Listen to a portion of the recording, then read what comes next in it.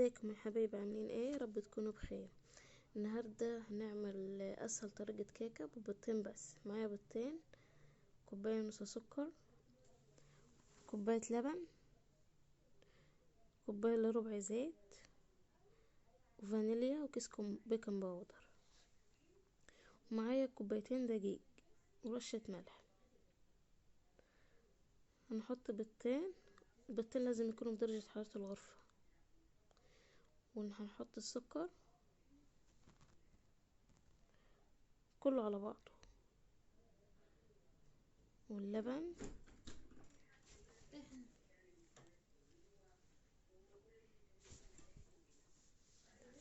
الزيت،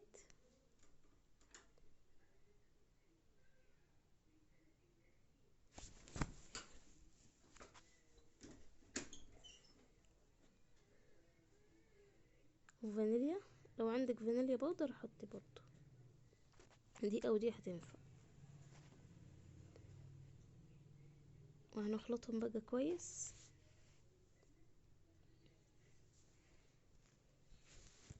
يا ريت يا جماعه تدعموني، تضغطوا لايك، ترفعوا الفيديو عشان يوصل لكم كل جديد.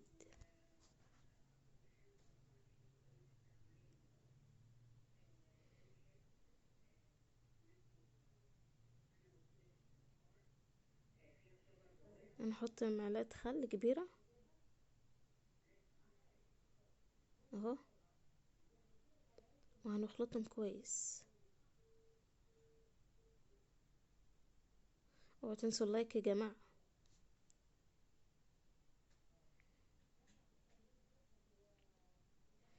هنحطهم في بولة اهو.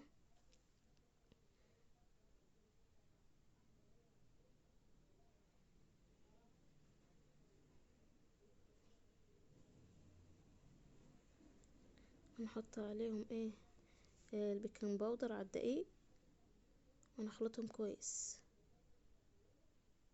الدقيق لازم يكون منخول عشان تطلع كيكه ناجحه.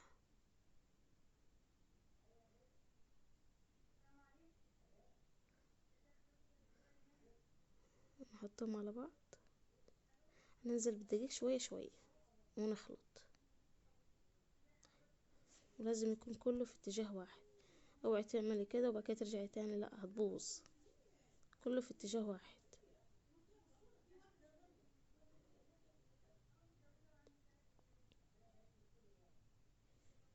طبعا هتخلطي بالراحة، بس انا مجرية الفيديو عشان ما اطولش عليكم. تحط بقية الدقيق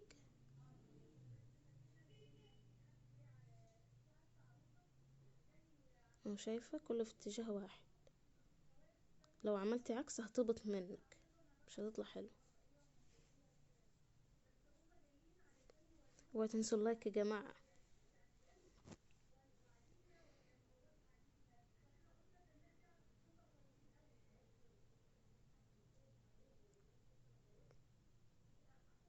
نضرب كويس ونتأكد ان كله اتخلط مع بعضه.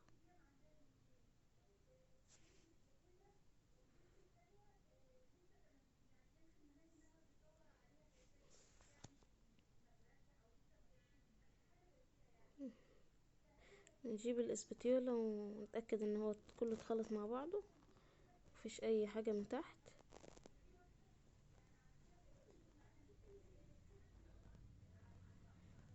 عايزاكم يا جماعة تجربوها وتقولوا لي ايه رأيكم ايه فيها.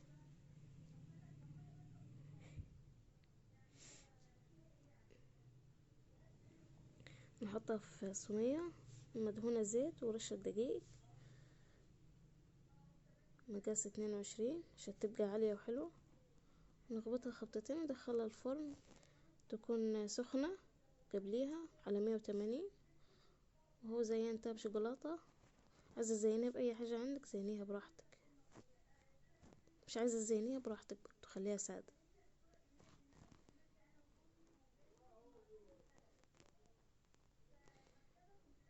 هقطعها لك من جوا عشان تشوفي شكلها ايه.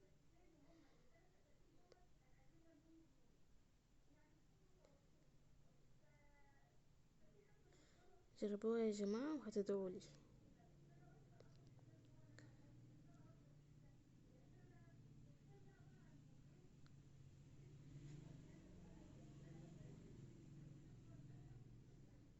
شايفين فاتحة جدا وطرية خالص.